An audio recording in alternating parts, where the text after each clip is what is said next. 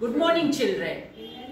So in the before class, I have started a new lesson, that is different ecosystem. In that lesson, we have completed terrestrial ecosystem and aquatic ecosystem. And the aquatic ecosystem, what are the biotic components, what are the abiotic components, and what is mangrove forest, and we have studied about the Coringa ecosystem. So now today in this class we are going to learn about the desert ecosystem. Another one is a forest ecosystem. Desert ecosystem and forest ecosystem. When you come to the desert ecosystem, as you people know that in the desert completely it is maintained only hot climatic conditions. We can find hot climatic nature or condition, and during the night time little bit it will be cool. So to exist in that environment, the plants and animals have to modify their physiological and as well as morphological structures. So here the plants and animals which are present in this ecosystem, completely they have changed or modified various parts to adjust according to the ecosystem. So here when you come to the desert ecosystem, here the plants are different types of plants you can find. And now, so here come to the desert ecosystem. In the desert ecosystem, if you come on the land, nearly 70% of the land is occupied only by the desert. So on the earth, nearly how much percent is? 17% of the land is occupied by the desert. And when you come to the desert, already I said it is a hot climatic condition is maintained. So here there is a scarcity of water. Why there is a scarcity of water? Means due to the lack of rainfall. So how much rainfall you can find in this desert ecosystem means average rainfall is only 23 mm per year.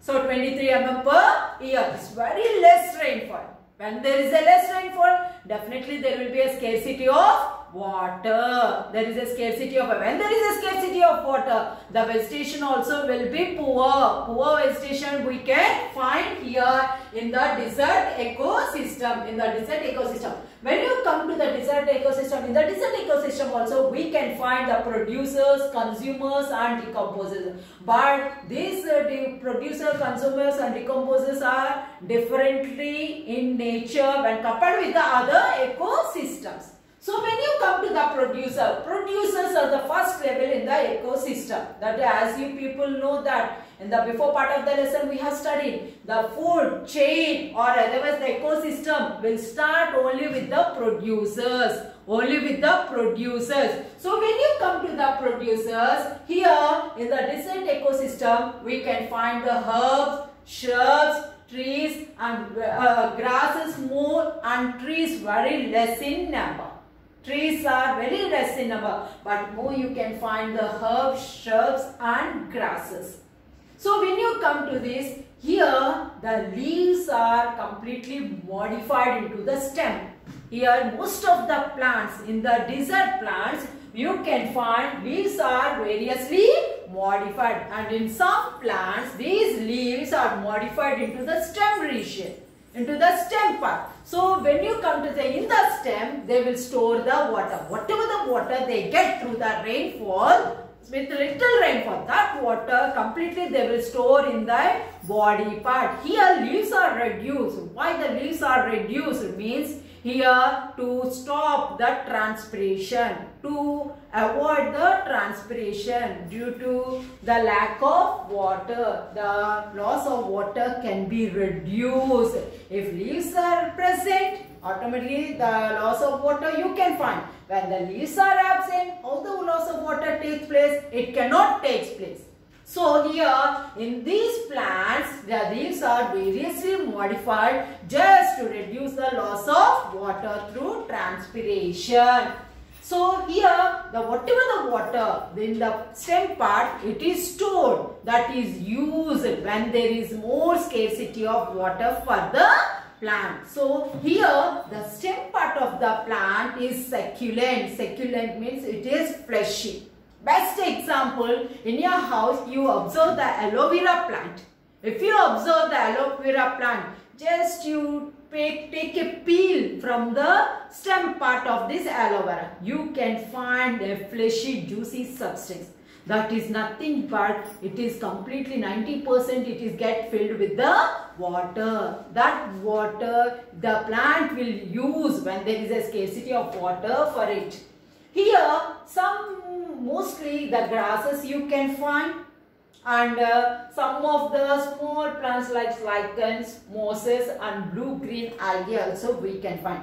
The trees are very less in number. So producers here you can find more the shrubs and the grasses. Completely they are modified. The leaves are reduced to avoid the transpiration or to reduce the transpiration. Why they have to reduce the transpiration? Means to save the water in the body. Next one, come to the consumer. Consumers means the animals which depend on the plants. So here the consumers are also, they modified their body parts morphologically and physiologically. Morphologically, outside body parts are modified to adjust to the hot climatic condition. Physiologically, internally also there is a change in the body structure just to adjust to the climatic condition. Which type of climatic condition? The hot climatic condition. When you come to the consumers, in this area we can find more the reptiles and snakes. These reptiles and snakes are well adapted to the xeric condition. So when you come to the reptiles and snakes, their body is completely covered with the scales. These scales doesn't allow the water to escape from its body, and at the same time these scales are helpful in protecting the body from the hot climatic conditions.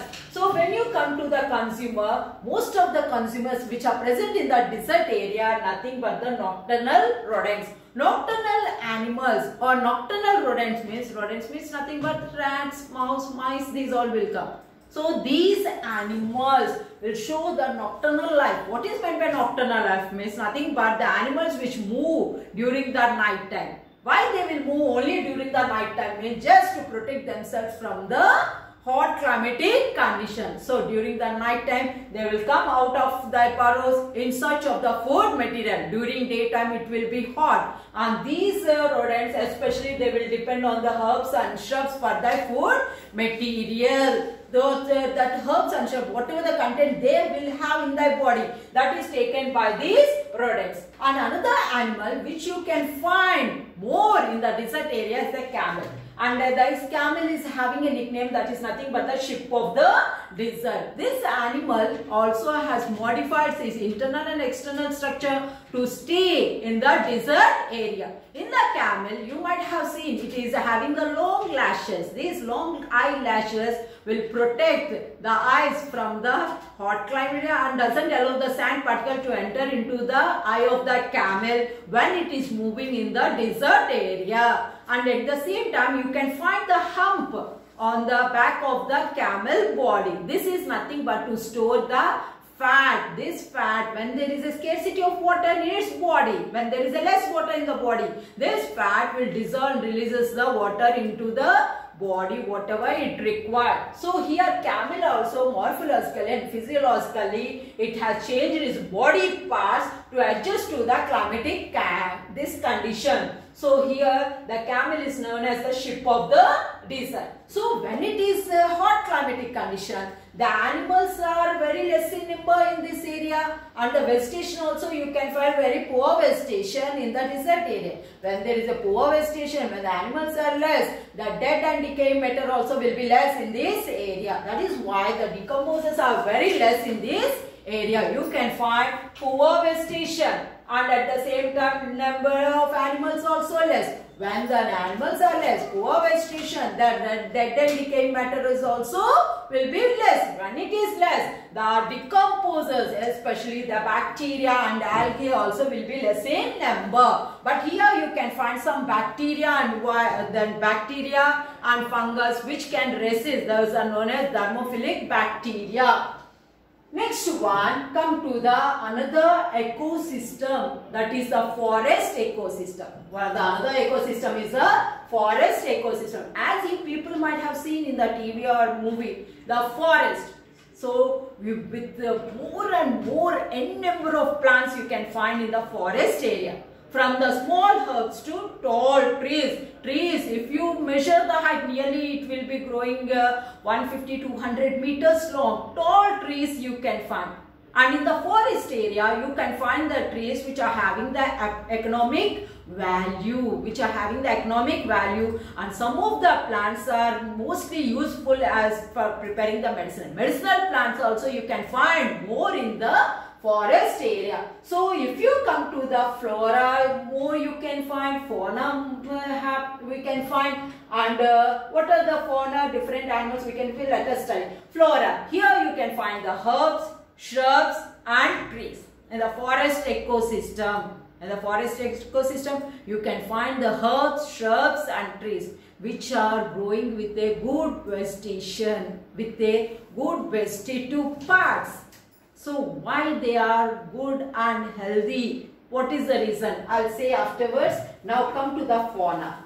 And fauna means animals. Flora means plants. Fauna means animals. Plants, n number of plants you can find. All these plants, when they are green with different color flowers and fruits, automatically the animals which are depending on the plants also will increase. In the forest area, you can find more number of insects which depends on the trees. If you come to the insect, what are the insects we can find more in number? Ants, flies, beetles, then bugs, spiders, etc.